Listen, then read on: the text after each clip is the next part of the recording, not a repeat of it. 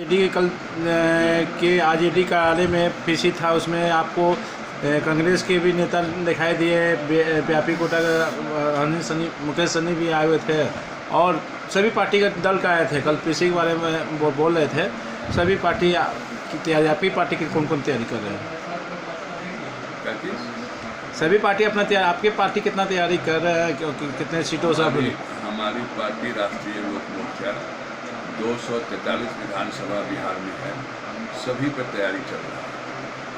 और हम लोग जो है तैयारी सब पे करते हैं, बाकी अलायंस में जहाँ जिसको जो मिलता है उसमें। कितने सीटों का आप लोगों को तैयारी चल रही है अभी तो पार्टी है पूरे बिहार में, तो पूरे बिहार में संगठन में काम हो रहा है। पूरे बिहार में हम लोग संगठन को मजबूत कर रहे हैं। हम लोग एनडीए फोल्ड में हैं, तो क्या सीट शेयरिंग होगा ये तो बात की बात है। यहाँ जितनी पार्टी है एनडीए फोल्ड में सब सारे सीटों पर तैयारी करती है। देखा जा रहा, तेवेसी जी बोलते हैं आप यहाँ पर नीतीश कुमार को अब बैठ जाना चाहिए, वो स्वास्थ्य से अच्छे नहीं है। किसी को देखते हैं हाथ पकड़ लेते हैं। कोई कैसा देखना चाहते हैं इसको? तेजस्वी यादव की अभी उम्र कम है और राजनीति से तो उनको मतलब है नहीं। और उनकी जो आपको इंडिया जो अलायंस है वो आपस में खुद ही बिखरा हुआ है। कल कृष्णा लावरू ने देखा ही आपने कि सीएम का नाम भी नहीं बोला। तो अभी तो उनके यहाँ जो इंडिया अलायंस है वहाँ तो आपस में ही बहुत मनमुटाव है, मतभेद है। कल आप देखिए कि उनके प्रदेश अध्यक्ष भी नहीं थे मीटिंग में बैठे हुए, और वहाँ भी मुख्यमंत्री के फेस पर विवाद खड़ा हो गया। कांग्रेस ने साफ साफ कह दिया कि अभी सीएम फेस नहीं तय करेंगे। वो जो लालू जी कुछ रोज पहले बोले कि कोई माई का लाल मेरे बेटा को सीएम बनाने से रोक नहीं सकता, तो उसको तो कांग्रेस ने जवाब दे दिया कि अभी आपके बेटे का सीएम का फेस हम ऐलान नहीं करेंगे। क्या लगता है कांग्रेस अपने पार्टी के सीएम देखना चाहता है?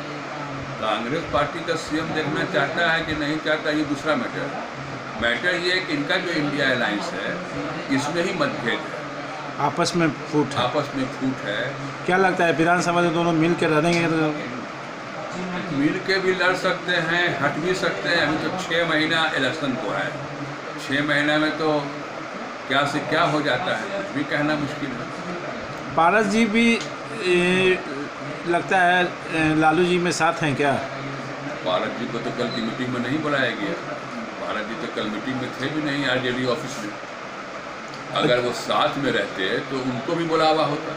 लालू जी दही चूड़ा में उनके घर पे गए थे, बातचीत भी हुआ, लेकिन कल की जो मीटिंग हुई तो उसमें तो पारस जी को निमंत्रण नहीं दिया गया। इसका मतलब है कि पारस जी को नहीं चाहते हैं साथ में रखना। इस मीटिंग में दिल्ली में जो मीटिंग हुई थी कांग्रेस के भी मीटिंग में, तब व्यापी पार्टी के भी अध्यक्ष को नहीं बोला गया था। कल मीटिंग में तो उसमें बुलाया गया। दिल्ली में जो मीटिंग हुई 15 तारीख को वो मल्लिकार्जुन खड़गे के निवास पे हुआ, जिसमें आरजेडी और कांग्रेस केवल 2 ही पार्टी थी और 2 ही पार्टी के बीच में बातचीत हुआ। वहाँ भी सीएम फेस नहीं क्लियर किया। वहाँ भी खड़गे जी के निवास पर राहुल जी थे, लेकिन वहाँ भी सीएम फेस नहीं तय किया गया। क्या लगता है इस बार बीजेपी व्यापी पार्टी के भी क्या लगता है बीजेपी में मिलेंगे क्या? अब किसके दिल में क्या चल रहा है, क्या कहा जाए, कल क्या होगा नहीं होगा। हमारे लिए सबका दरवाज़ा खुला है। पहले बस अब विधानसभा चुनाव में अंतिम के दिन बीजेपी में मिले थे, बीजेपी में उनको सीट भी मिला 4 सीट। क्या लगता है इस बार भी उनको भी 4 सीट नहीं 11 सीट मिला था? इसमें 4 जीत के आए थे। 4 जीत। अब राजनीति में कौन कहाँ जाता है, कब क्या होता है, इस पर थोड़े आदमी कुछ पहले से कह सकता है। हम कोई अंतर्यामी नहीं ना है कि अंदर की बात जानेंगे। श्रीवास्तव जी, क्या लगता है इस बार फिर नीतीश कुमार चेहरा हैं? हाँ, नीतीश कुमार चेहरा है और भारी बहुमत से इस बार 225 हम लोग पार करेंगे। अभी बिल पास हुई है, मोहन बिल पास हुई में कुछ दिन पहले आरजेडी का कोई मीटिंग था, उसमें तेवेसी जी आए थे, बोले थे दलित के नेता जीतनराम मांझी हैं, दलित लोगों के लिए कुछ नहीं करते हैं। हम मेरी सरकार आएगी, दलित लोगों के लिए हम ज़मीन मकान सब देंगे। तेजस्वी यादव जो है अपने किसके नेता हैं? अपने तो परिवार के नेता हैं। लालू यादव एक ज़माने में गरीबों के मसीहा बने थे, फिर उसके बाद फिर पिछड़ा के मसीहा बने, फिर यादव मुस्लिम के मसीहा बने, फिर यादव के नेता बने, और अब तो वो अपने जात के भी नेता नहीं। अब तो लालू यादव उनका जो परिवार है वो तो केवल परिवार के लिए पॉलिटिक्स करते हैं। तो जिनके अपने ही घर में उथल पुथल है, जिनके अपने ही घर में राजनीति जो है वो घर के लोगों के लिए किया जा रहा है।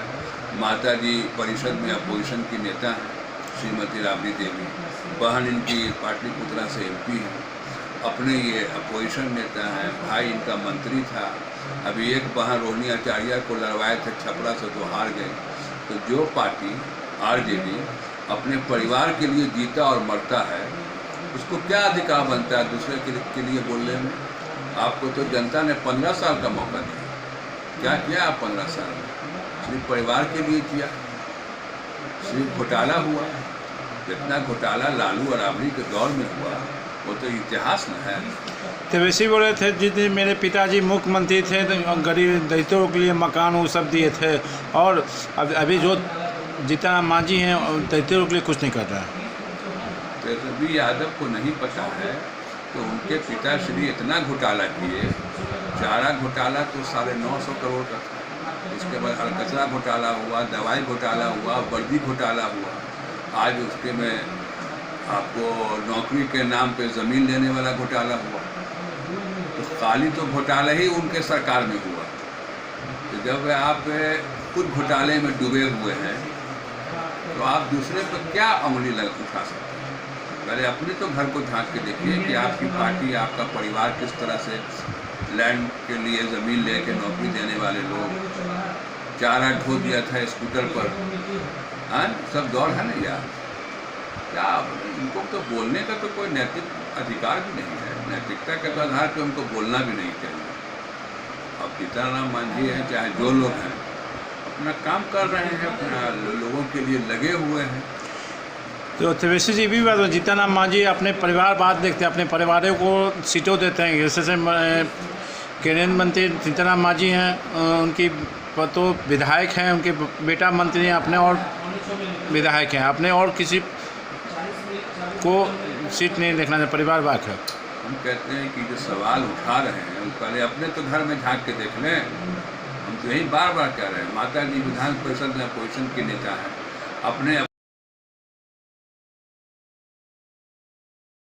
उनको तो बोलने का बार बार कह रहे हैं कि उनको एक रत्ती भी अधिकार नहीं है बोलने का।